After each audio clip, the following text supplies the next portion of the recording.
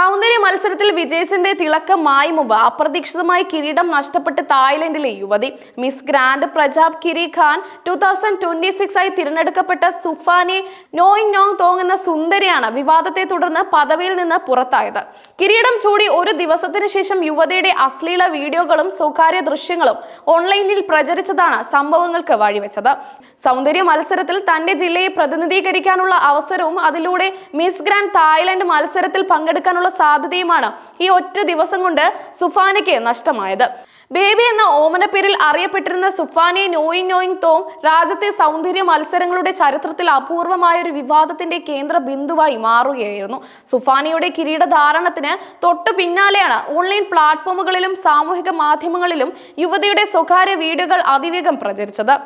Sex toy ഉപയോഗിക്കുന്നതിന്റെ, ഈ cigarette വലിക്കുന്നതിന്റെ, അടിവസ്ത്രം ധരിച്ച് നൃത്തം ചെയ്യുന്നതിന്റെ ദൃശ്യങ്ങൾ വരെ പുറത്തു വന്നു. മത്സരം നടക്കുന്നതിന് മുൻപ് യുവതി നടത്തിയ ഫോട്ടോഷൂട്ടുകൾ ഉൾപ്പെടെയുള്ള ദൃശ്യങ്ങളും ചോർന്നവയിൽ ഉൾപ്പെടുന്നു. ഈ ദൃശ്യങ്ങളിൽ ഭൂരിഭാഗവും യുവതിയുടെ അനുമതി ഇല്ലാതെയാണ് ഓൺലൈനിൽ പ്രചരിപ്പിക്കപ്പെട്ടതെന്നാണ് റിപ്പോർട്ടുകൾ സൂചിപ്പിക്കുന്നത്. ഒരു സൗന്ദര്യ റാണിയുടെ പദവിയിൽ ഇരിക്കുമ്പോൾ ഇത്തരം ദൃശ്യങ്ങൾ പൊതുസമൂഹത്തിൽ പ്രചരിക്കുന്നത് മത്സരത്തിന്റെ അന്തസ്സിന് കോട്ടം വരുത്തി. സുഫാനയുടെ വീഡിയോകൾ ശ്രദ്ധയിൽപ്പെട്ടതോടെ മത്സരത്തിന്റെ സംഘാടകർ കടുത്ത നിലപാട് സ്വീകരിച്ചു. സൗന്ദര്യ മത്സരത്തിന്റെ മൂല്യങ്ങളുമായി പൊരുത്തപ്പെടാനാകാത്ത പ്രവർത്തികളാണ് യുവതിയുടെ ഭാഗത്തു നിന്ന് ഉണ്ടായത് എന്ന് അവർ വിശദീകരിച്ചു. മത്സരാർത്ഥികൾ പാലിക്കേണ്ട മാർഗനിർദ്ദേശങ്ങൾക്കും അടിസ്ഥാന തത്വങ്ങൾക്കും വിരുദ്ധമായതിനാലാണ് കിരീടം റദ്ദാക്കാൻ തീരുമാനിച്ചതെന്നും സംഘാടകർ കൂട്ടിച്ചേർത്തു.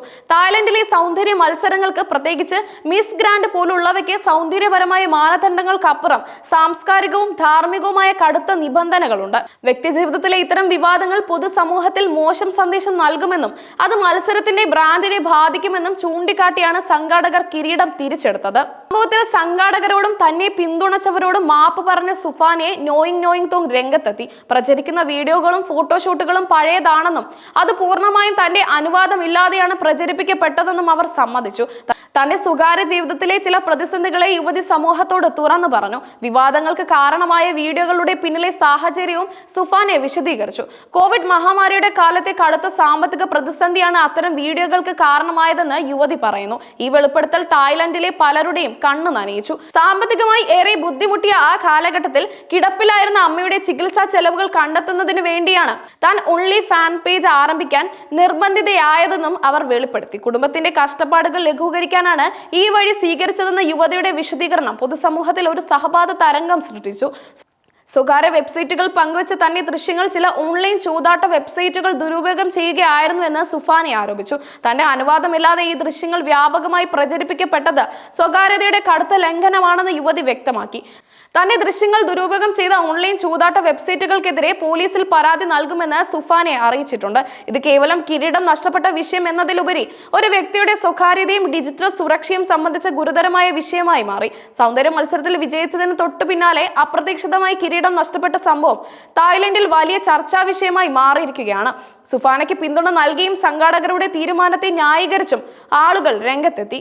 സംഘാടകരുടെ നടപടി ശരിയാണോ തെറ്റാണോ എന്ന വിഷയത്തിൽ പൊതുസമൂഹത്തിൽ ഭിന്ന അഭിപ്രായമുണ്ട്. ഒരു വിഭാഗം സൗന്ദര്യ മത്സരങ്ങളുടെ ധാർമ്മിക മൂല്യങ്ങളെ ഉയർത്തിപ്പിടിച്ച് സംഘാടകരുടെ തീരുമാനത്തെ പിന്തുണച്ചു. എന്നാൽ മറ്റൊരു വിഭാഗം സുഫാനയുടെ മനുഷ്യാവകാശത്തെയും സ്വകാര്യതയും കുറിച്ചുള്ള ചോദ്യങ്ങൾ ഉയർത്തി.